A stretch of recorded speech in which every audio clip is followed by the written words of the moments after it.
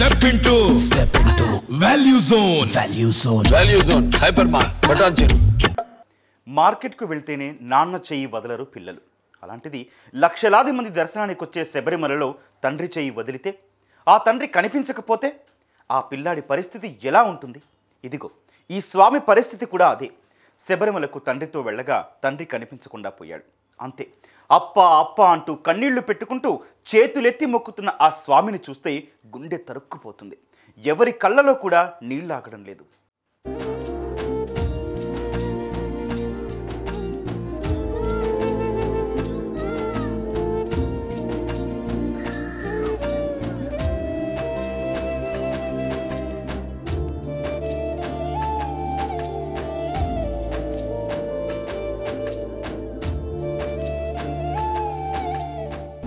శబరిమలలో భక్తుల రద్దీ ప్రతిసారి కన్నా ఈసారి చాలా పెరిగింది.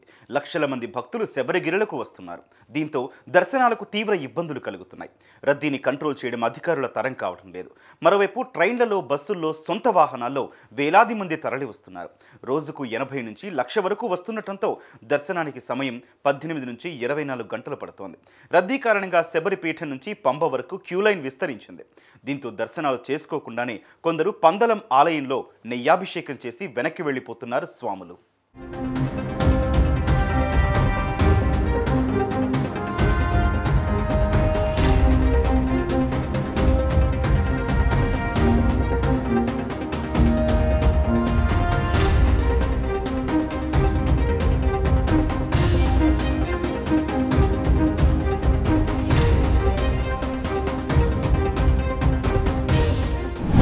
ఇక రద్దీ ఎక్కువ కావడంతో దర్శన కష్టాలు మాత్రమే కాదు, గుంపుగా వచ్చిన భక్తులు ఒక్కొక్కరు ఒక్కో దారి పట్టాల్సిన పరిస్థితి వచ్చింది. అలా విడిపోతున్నారు. తమ వారి కోసం వెతుకులాటలు మొదలు పెడుతున్నారు. ఇదిగో ఈ బాలస్వామి పరిస్థితి కూడా అంతే. తండ్రితో కలిసి మాలధారణ చేశాడు.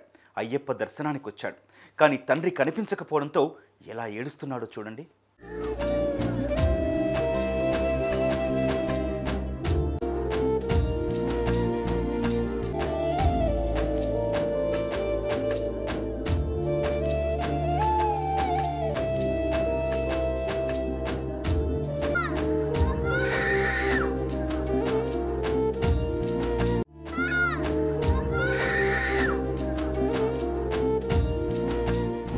నలభై 41 రోజుల అయ్యప్ప దీక్షను తండ్రితో పూర్తి చేసిన ఆ బాలుడు శబరిమలకు అయ్యప్ప దర్శనానికి వచ్చాడు.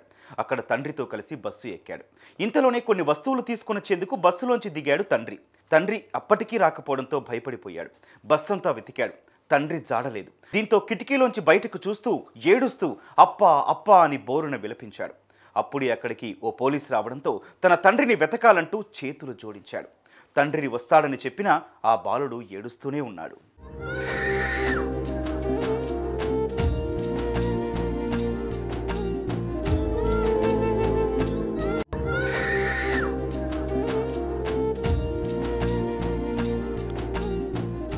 ఇక పోలీసులు ఆ బాలుడిని కూడా బస్సులోంచి దింపారు. అతని తండ్రికి కాల్ చేశారు. పరుగున వచ్చిన తండ్రిని చూసి బాలుడు పట్టుకొని కన్నీళ్లు కార్చాడు. అప్పా అప్పా అంటూ వెక్కి వెక్కి ఏడ్చాడు.